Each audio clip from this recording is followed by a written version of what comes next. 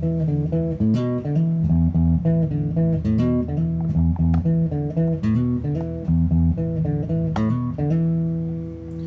may notice that tone. That was made famous and infamous by Wild Cherry, and the song is called Play That Funky Music. I am Adam Tumolo, and this is my ENC oral presentation. My presentation is going to do three things: show you the basics of a bass, show you how to read a fret chart, and also how to play one of the most interesting sounding intros on a bass with no musical experience whatsoever. So to get started, I'm going to show you the basics of a bass. There are obviously 4 strings that you see here, not 6 like you see on a guitar. The strings are as G, D, A, and E. You can follow this by saying, "Get drunk after Easter." Okay? Now, in knowing the designation of these strings isn't imperative to play a bass note. Okay? But when you're reading a fret chart, it does help to know which string you're playing. See, they designate them here: E, A, D, and G. So once you know what string you're playing, you also can tell which fret you need to play, and then you make the correct notes. Now, frets are just sections on the bass where you make a certain note. A fret is a chunk right here. That would be fret 1, fret 2, fret 3, all the way down to 19. You can see these frets and easily access them by looking at the dots printed on the bass. They're put in 3, 5, 7, 9, and the 12 positions. That way, while you're looking down while you're playing, you can easily keep track of what fret you're on and not having to count all the way through.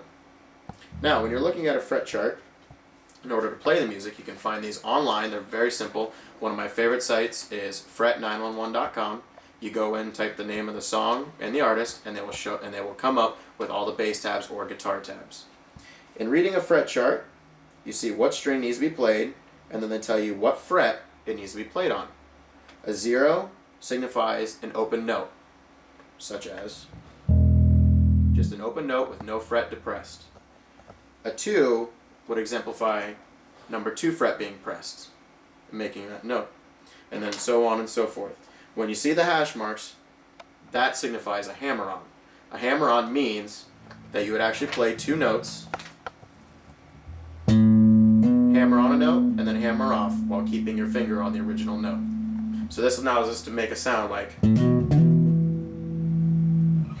Now, when you're reading this fret chart, all you have to do is put together which notes need to be played in which order. So we see 2 need to be played on the E string, which gives us the bass.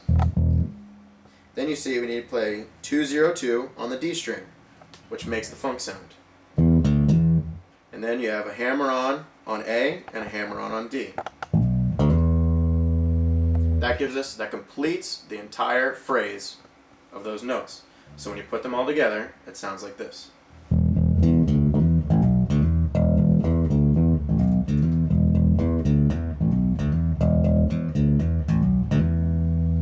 Now, as you may have noticed, that's not the original way that I played in the opening of this video. The reason I did that was because this is a very simple way to learn a very complicated sounding bass note. If you want to get more complicated, it's very, very simple. My favorite suggestion is to go onto YouTube. There are plenty of people who are very expert at playing bass and will show you how to easily transition into a more complicated routine. I will show you one of the videos that I learned to play. If you notice, all you need to do is look at what fret he's playing and what string he's on, similar to the fret chart.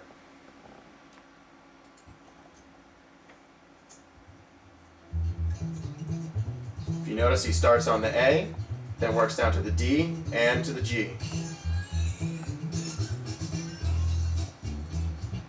Now what he's doing is basically following the same notes, but playing them in a different position.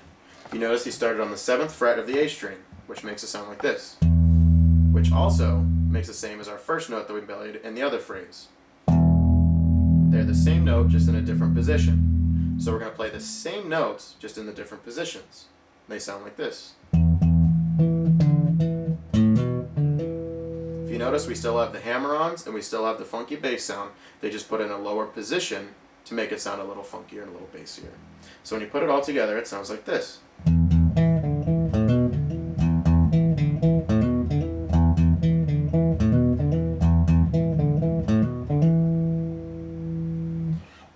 So all you have to do, if you want to play a bass part, is either go online and find a fret, or you can go online and also find a video, an instructional video on how to do it. They will very easily explain which fret and which string to play on. In doing this, you can play a very complicated sounding song very, very simply.